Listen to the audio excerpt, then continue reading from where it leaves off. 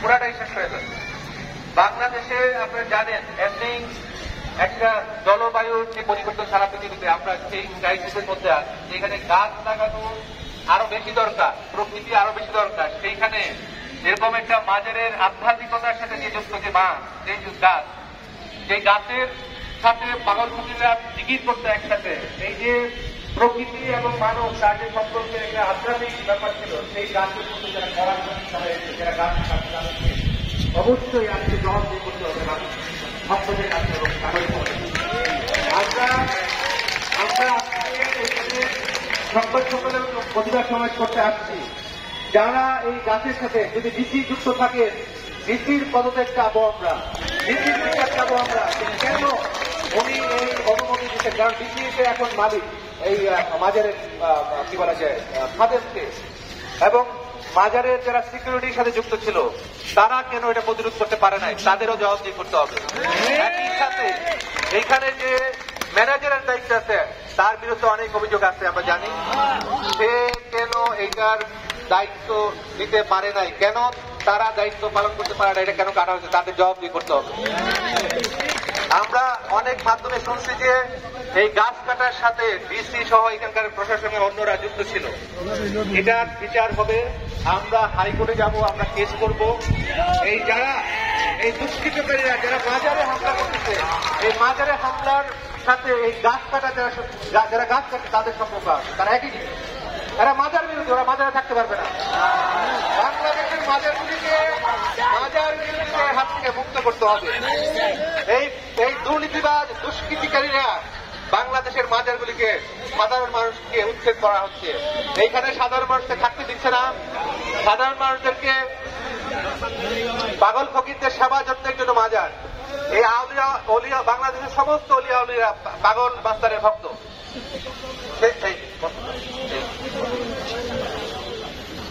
তো বাংলাদেশের সমস্ত অলিয়া উলিয়া যে মাজারে যাবেন যারা গরিব মানুষের ভক্ত, সাধারণ পাগল ফকিরদের ভক্ত, আজকে মাজারগুলিতে পাগল ফকির গরিব মানুষরা আজকে আশ্রয় পাচ্ছে না। রাতে গেট বন্ধ করে দেয়, তাদের থাকতে দেওয়া হয় না, তাদেরকে ঠিক মতো খাওয়া দিতে খাইতে দিতে হয় না, তাদেরকে আধ্যাত্মিক গান মাজারগুলিতে বন্ধ করে রাখছে। আমরা এটা হতে দিব না। আগেও বলছি, সাবধান করেছি, সরকার যদি না করে সরকারের বিরুদ্ধে আমরা বিক্ষোভ করবো। সরকারের সংশ্লিষ্ট মন্ত্রণালয়ে আমরা ঘেরাও করবো। আমরা সরকারকে এটি থেকে হুঁশিয়ার করতে চাই, মাজারগুলিতে অবিলম্বে হামলা বন্ধ করতে হবে। আজকে বাংলাদেশে দেখেন কোন পরিস্থিতি নিয়ে গেছে আজকে এই মাজার বিরোধীরা, যে কবরে একজন অলি কবর দেওয়া হয়েছে, সেইখান থেকে উঠায় তাকে পুড়ে ফেলা হয়েছে। তারা ইসলামের কাজ করতেছে। আমাদেরকে এই বিষয়ে সুস্থ হতে হবে, আমার কথা বলতে হবে। ভয়ের কিছু নাই। আমরা অলিয়া উলিয়া আমাদের সাথে অলিয়া উলিয়া আছে, আমাদের সাথে আল্লাহ আছে, আমাদের সাথে জনগণ আছে, আমাদের সাথে সংখ্যাগরিষ্ঠ গরিব জনগণ আছে যারা মাজারের পক্ষে। সুতরাং আপনাদের সাধারণ নয়, আমরা এখানে আসলে সংবাদ করার জন্য সমাজের বিশিষ্ট নাগরিকদেরকে আহ্বান জানাচ্ছি। তারা শরীর করতে অনেক সাংবাদিক বন্ধুরা শরীর করছেন। আশা করি আমরা আপনাদের সামনে সুন্দর একটা আলোচনা করব, তারপরে আমাদের দাবিগুলি তুলে ধরবো। সবাই সুশৃঙ্খলভাবে শুনে আপনাদের যা কথা থাকলে আপনারা বলবেন, আমরা শুনতে চাই এবং সেই কথাগুলিকে সরকারের কাছে জানাতে চাই। তো আমি শুরু করব। আচ্ছা, আমাদের এখানে মাজার গবেষক শহীদুল ভাই আছেন। উনি মাজারের এই পাশেই থাকেন দীর্ঘদিন ধরে এবং মাজারের সাথে অনেকদিন কাজে। শহীদুল ভাই, আপনি সংক্ষেপে একটু বলেন মাজার নিয়ে। আসসালামু আলাইকুম। উপস্থিত গণ্যমান্য ব্যক্তিবর্গ, সম্মানিত অতিথিবৃন্দ, আমার সাংবাদিক ভাইয়েরা, আমি সংক্ষেপে দুটি কথা বলবো। একটা হলো এখানে দুটি মাজার, একটি সুলতানুল আউলিয়া হযরত আলী বুগদাদি রহমতুল্লাহ আলাইহি, যিনি প্রায় 743 বছর আগে দুনিয়া থেকে গুজরাইছেন। আর একটি হল হযরত সৈয়দ মস্তান গ্রুপে সাদত আলী মস্তান, উনার মাজার।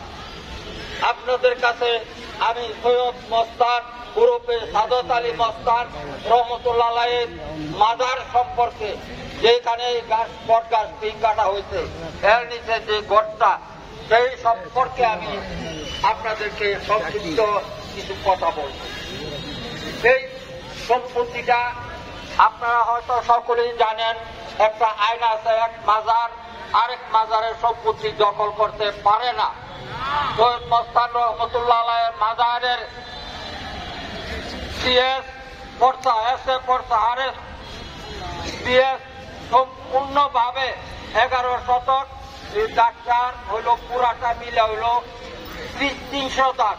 এই 300 দাগের থেকে 11 শতক সৈয়দ মস্তান গ্রুপের সাদত আলী মস্তানের নামে রেকর্ড পর্চা করে দেওয়া হয় এবং এটা সম্পূর্ণ একটি আলাদা মাজার। যদিও এই মাজারের টাকা ওই মাজার ফান্ডের লোকেরাই উঠায়া নেয়, তারাই নিয়ে বুক করে, কিন্তু এই মাজারের পরিচর্যায় কোনো কাজ করে না। এই ঘরটা দেখেন, এই ঘরটা দেখেন, উপরের যে চৌচালাটা এটা আমি করে দিছি আমার টাকায়, কারণ এক সময় মাজারের একটা অন্যরকম অবস্থা ছিল, যার জন্য আমি করে দিছি আমার টাকায় এই মাজারটা। বর্তমানে এই শাহী মাজার এবং সৈয়দ মস্তান রহমতুল্লাহ আলাইহির মাজার দুটি ভিন্ন মাজার, দুটি ভিন্ন ওয়াকফ এবং এটা একটা আলাদা ওয়াকফ স্টেট। আলাদা ওয়াকফ স্টেট হওয়া সত্ত্বেও এটার পূর্ণ বিবরণ আমি বলতে গেলে একটু সময় লাগবে, তাই আমি কারোর সময় নষ্ট করতে চাই না। আমি খুব সংক্ষিপ্ত ভাবে বলছি। এই সৈয়দ মস্তান রহমতুল্লাহ আলাইহির এই এলাকায় দুইটি ঘর ছিল মাটির, উপরে চৌচালা। ঝড়ে ঘরগুলা ভাঙা ফালানোর পরে এই জায়গাটা মধ্যে রোদ্রে শুকাইতো, বৃষ্টিতে বৃষ্টি অবস্থায়, তখন আমি এই ঘরটা করেছি। এবং আমার স্পষ্ট বক্তব্য যেটা, সেটা হলো সরকারের একটা আইন আছে, এক মাজারের সম্পত্তি আরেক মাজার দখল করতে পারে না। তাই শাহী মাজারের যে আমরা সম্মান এবং শ্রদ্ধা করি, এই মাজারকেও আমরা সম্মান এবং শ্রদ্ধা করি। এই গাছটা এক সময় পুরো এলাকাটা ছিল কাঁচা, তখন কয়েকটা গাছ এখানে লাগানো হলে এই বট গাছটা এখানে লাগাইছিল। পরবর্তীতে ওই পাশে গরু পালতো একজন ইব্রাহিম কুইরা নাম, তার গরু বট গাছটা লাগা খায়া ফেলাই দেয়। আমি ওখান থেকে সরাই না, তখন এখানে লাগাই। এইটাই সেই বট গাছ। এবং আপনাদের অবগতির জন্য স্পষ্টভাবে বলছি যে 11 শতক জমি এই মাজারের নামে সিএস, এসএ, আরএস সমস্ত রেকর্ডপত্রে এটা আছে। তারপরেও এটার টাকা হারা উড়াই নিয়ে আমার বলার কিছু না, আমি বলিও না। কিন্তু এই গাছটা কার কি ক্ষতি করছে? কার কোনো ক্ষতি করছে বলতে পারবেন? তাহলে এই গাছ কেন কাটা হলো? তাহলে এই গাছটা কেন কাটা হলো?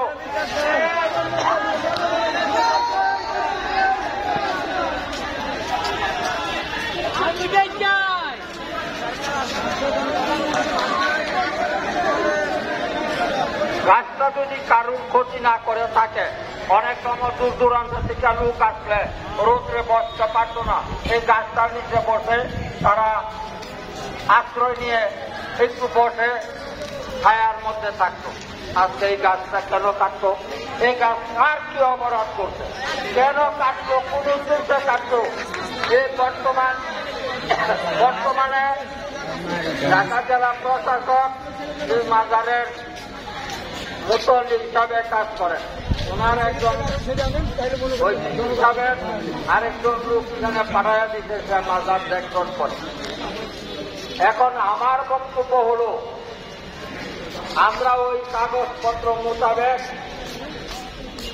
এই যে রেকর্ড পত্র যাগুলো আছে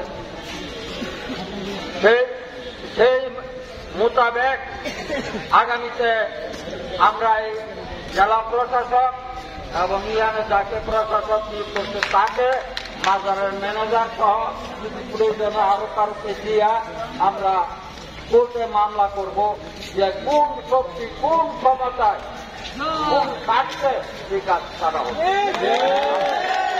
ধন্যবাদ ধন্যবাদ। অনেক ধন্যবাদ শহীদ ভাই। একটু সংক্ষেপে সবাই বললে ভালো হয়।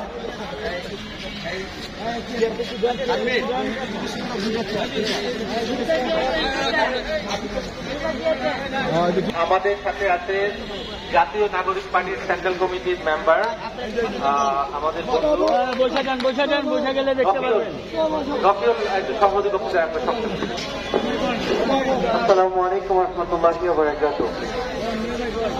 আপনারা জানেন যে প্রথমত আমি ব্যক্তিগতভাবে এবং গণ অভ্যুত্থানের মধ্য দিয়ে গঠিত দল জাতীয় নাগরিক পার্টি এনসিপির পক্ষ থেকে সারা দেশব্যাপী যে মাজারে হামলা এবং এই শাহাদীর মাজারে যে আমাদের যে একটি গাছ প্রায় 100 বছর বয়সী যে একটি গাছ, যেই গাছের নিচে মানুষ ছায়া দিত,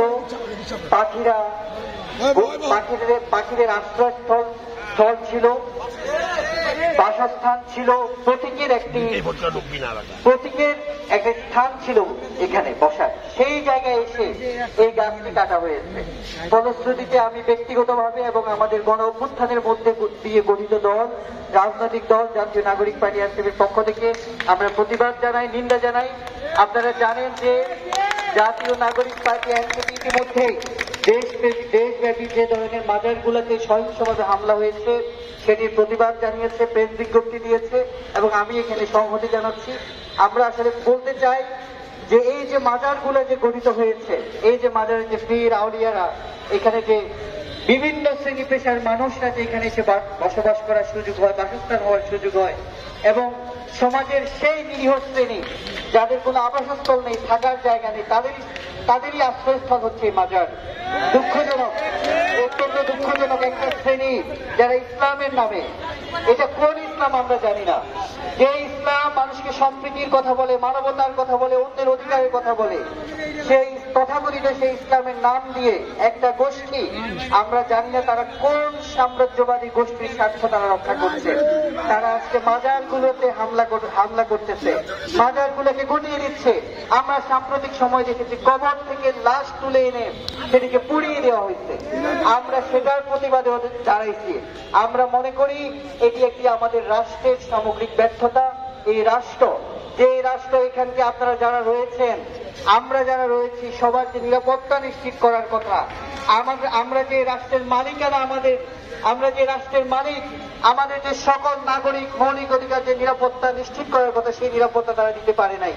ফলশ্রুতিতে আমরা রাষ্ট্রের কাছে বলতে চাই যাতে করে আর মাজারগুলোতে যাতে করে আর হামলা না হয় এবং এই শতবর্ষী যে গাছ কাটা হয়েছে এটি আইনগতভাবে যদি কোনোভাবে যদি আইনের ব্যর্থ ঘটানো হয়, আইন অনুযায়ী যারা এটার সাথে জড়িত, আমরা আজকে এখান থেকে দাবি করতে চাই তাদেরকে অবশ্যই আইনের আওতায় আনতে হবে এবং আমরা মাজলুমের পক্ষে, জালিমের বিপক্ষে যে কোনো লড়াই সংগ্রামে আমরা আপনাদের সাথে আছি, অতীতেও ছিলাম, ভবিষ্যতেও থাকবো।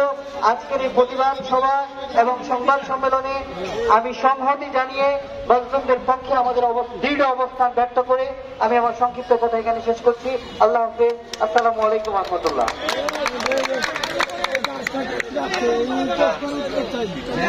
সামনে এই সামনে